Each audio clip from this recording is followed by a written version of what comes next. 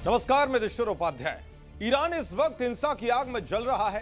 शायद ही कोई शहर बचा होगा जहां हिंसा की चिंगारी ना पहुंची हो। कई दिनों से ईरान में चल रहा प्रदर्शन इतना हिंसक हो गया है कि इसमें अब तक 700 से ज्यादा लोगों की मौत हो चुकी है। कुछ एजेंसियां मौत के आंकड़े को 2000 से ज्यादा बता रही हैं। ईरान की सरकार के ऑर्डर पर प्रदर्शनकारियों को गोलियों से भूना जा रहा है, जिसकी वजह से हालात और उग्र हो रहे हैं। अब तक तो प्रदर्शनकारी सरकारी संपत्तियों पर ही हमला कर रहे थे, लेकिन अब वो अपना गुस्सा मस्जिदों पर ही निकाल रहे हैं। वो मस्जिदें जहां प्रदर्शनकारी ही इबादत करने जाते थे, जो इस्लामिक धर्म स्थल है, जो मुसलमानों के लिए सबसे पवित्र जगह है, अब ये प्रदर्शनकारी उन मस्जिदों को चुन चुन कर जला रहे हैं। एक दो मस्जिद नहीं, बल्कि अब तक 350 मस्जिदों को उग्र प्रदर्शनकारियों ने फूंक डाला है। और ये दावा खुद ईरान के विदेश मंत्री अब्बास अरागची ने किया है। उन्होंने मौजूदा हालात को आतंक युद्ध बताया है।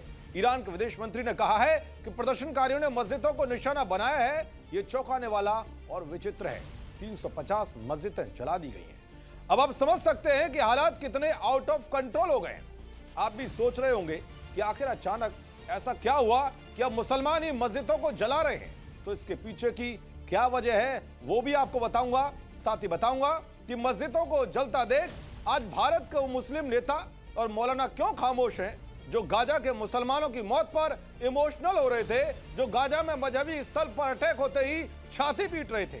लेकिन अब ईरान में मस्जिदें जलाई जा रही हैं, लोग मारे जा रहे हैं, फिर भी ये सब मौन है। दरअसल ईरान इस्लामिक देश है। खामेनेई के मुल्क में करीब 99% आबादी मुस्लिम है। फिर भी ऐसे देश में मस्जिदों में आग क्यों लगाई जा रही है? क्यों प्रदर्शनकारी अपने ही आस्था के स्थल को फूंक रहे हैं? सोचिए, जो ईरान इस्लामिक वर्ल्ड का खलीफा बनना चाहता था, उस खलीफा के देश में मुसलमान अब तक 350 मस्जिदें जला चुके हैं। इस्लामिक आक्रांताओं ने भारत में हजारों मंदिरों को तोड़ा, मूर्तियों को खंडित किया। उसकी वजह धार्मिक थी, क्योंकि इस्लामिक आक्रांताओं के लिए हिंदू विधर्मी थे, काफिर थे।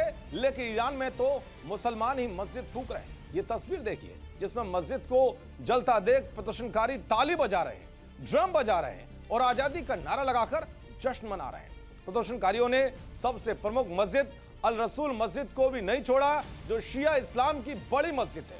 इस मस्जिद में खामेनेई ने कभी नमाज पढ़ाई थी। अब आप इस मस्जिद की प्रतिष्ठा और महत्व को समझ सकते हैं। इस मस्जिद को ईरान के इस्लामी शासन का प्रतीक माना जाता था। दरअसल यह आक्रोश इस्लाम के खिलाफ नहीं है। लोगों का खौलता ये खून उस कट्टरपंथी इस्लामिक तंत्र के खिलाफ है, जिसे खामेनेई और उनकी मौलाना एंड कंपनी ने बनाया है। ये गुस्सा उस कथित इस्लामिक शासन के खिलाफ है, जिसने महिलाओं को बुर्के और हिजाब में कैद कर दिया, जिसने ईरान के लोगों को कट्टरपंथ की पिछड़ी सोच में बंद कर दिया। इस्लाम में आग में जलाने को जहन्नुम यानी नरक की सबसे भयानक सजा माना जाता है, और यहां तो मस्जिदों में आग लगाई जा रही है। यानी अब खामेनेई और उनकी मौलाना एंड कंपनी के खिलाफ ईरान के आम लोगों के आक्रोश को समझा जा सकता है। मस्जिदों में आग लगाकर प्रदर्शनकारी ये बताना चाहते हैं कि मौलाना एंड कंपनी ने ईरान में कुफ्र यानी सबसे घृणित अपराध किया है। उन्हें जहन्नुम की सबसे कठोर सजा दी जानी चाहिए, क्योंकि यहां इस्लाम के नाम पर आम लोगों को कट्टरपंथ का गुलाम बनाया, मजहबी नारा लगाकर निर्दोष लोगों को फांसी दी, इस्लाम के नाम पर युवाओं को युद्ध में धकेला।